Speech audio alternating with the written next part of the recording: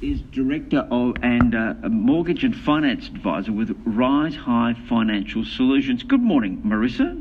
Good morning, David. How are you? We are well. These figures that Simon Bly ran past us showing that people well into their 60s are expecting to have really big mortgages. Does that surprise you?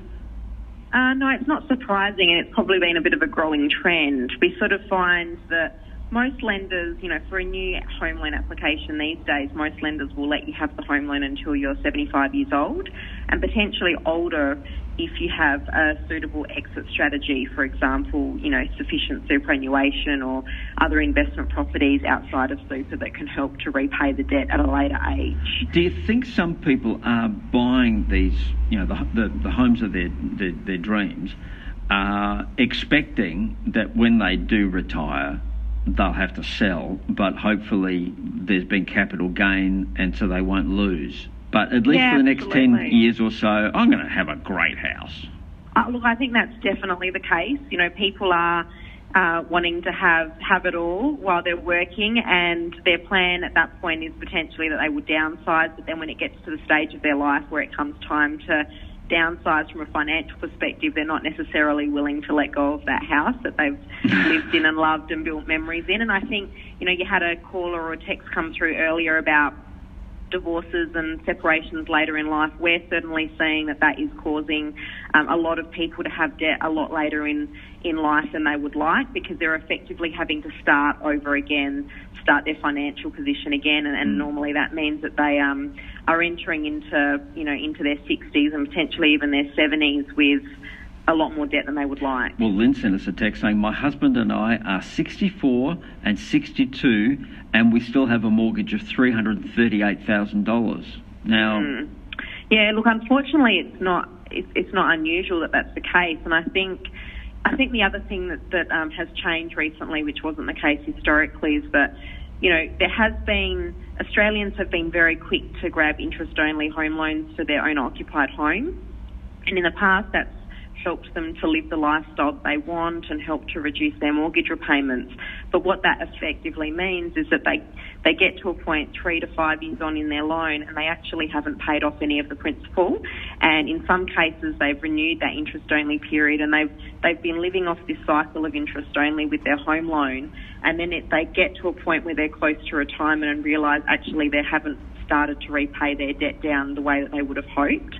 And now, of course, it's a lot harder to extend the interest-only period, especially for people that are close to retirement and especially for your home loan. And those people are really starting to struggle, which I think is probably also going towards that 1% default rate that we talked about before, that you mentioned, that people are struggling to, double their loan repayments once they do convert to principal and interest and not having the option of paying interest only ongoing. So there's a few issues that need to be fixed, and I think moving forward, as an industry, we are trying to encourage people to pay down their debt sooner and trying to encourage them to make sure that their debt is paid in full or at least manageable, at a manageable amount by the time they reach retirement age. But for some people, the temptations that come along the way of putting money towards other things rather than paying down their debt is too high. Marissa, thank you. Peter Switzer, listening to that, and there'd be a lot of people right now listening to the program who would be thinking, oh, actually, that's me, or I'm thinking of doing that.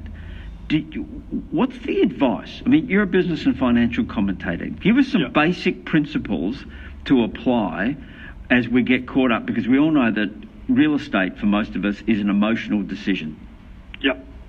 Well, one of the things I put forward in that book, which you quite nicely plugged for me, Join the Rich Club, is that I think all individuals, particularly in the 50s, and you are carrying debt, especially if you get into the 60s, but you're in good health, I really think you need to do a business plan, which ultimately is your financial plan, on how you're going to manage and navigate, the ensuing decade. So if you're in your 60s and you're still carrying a big mortgage, I think you have to get real and work out, am I going to have the cash flow to keep this show on the road?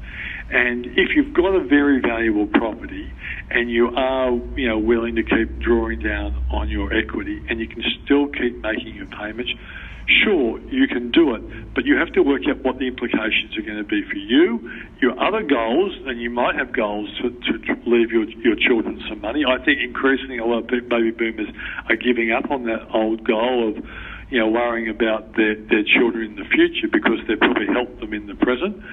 But I do think if you live your life chaotically and without any kind of plan, it could come back to bite you. And I think that's probably the most important lesson. But I do think there's going to be a rescue plan for the over 50s. I think there will be financial institutions who will start saying, hang on, these people are asset rich and cash poor, and as long as they realise that they may well have to sell an asset to keep our lending relationship going into their 60s and 70s, then we're prepared to do it. And I think we'll also see, David, reverse mortgages, which are not the ones where other family members say, oh, gee, mum and dad are being ripped off by some shocking loan shark.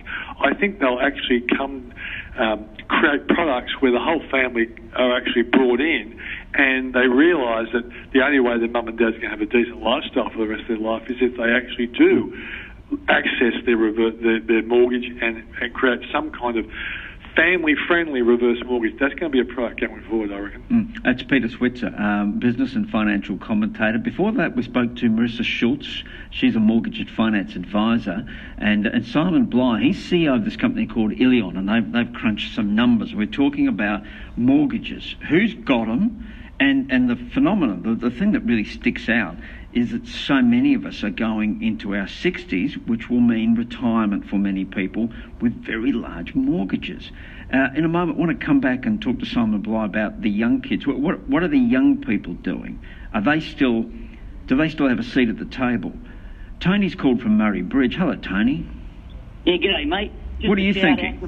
Just a shout out to my dad that used to drive me mad by telling me I had to pay down my home loan all the time, but I want to say thank you to him. But what I want to say was I think a lot of people are leaving their mortgages because their superannuation has a lot higher rate of interest than their home loan. So instead of paying the debt down earlier, they just leave the money there because they're actually making money by leaving the money in super. Right. Peter Switzer, does that make sense to you?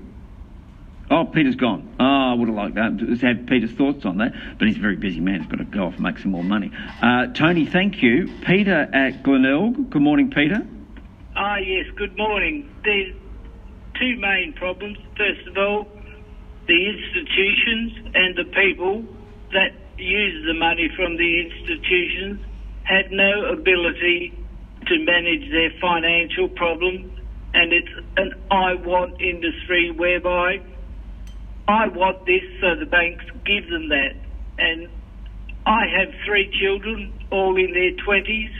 They're not high flyers, they're just general workers. They all own their own properties, or two of them are 2/3 of the way to owning their property. I own my property, and I have no problem with money. I'm retired, and it's all about management. People are not taught how to manage their money, and it's a I want society, which means that everything is available if you want it. It's a problem. You don't need it. That's the problem. If you want it, you can have it.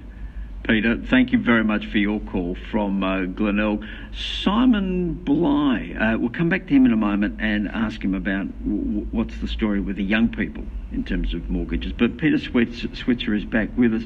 Peter, Tony from Murray Bridge suggested people are happy to have big mortgages at the moment because interest rates are really low and they're earning more with super. So what's the relationship between super doing really well and low interest rates and mortgages?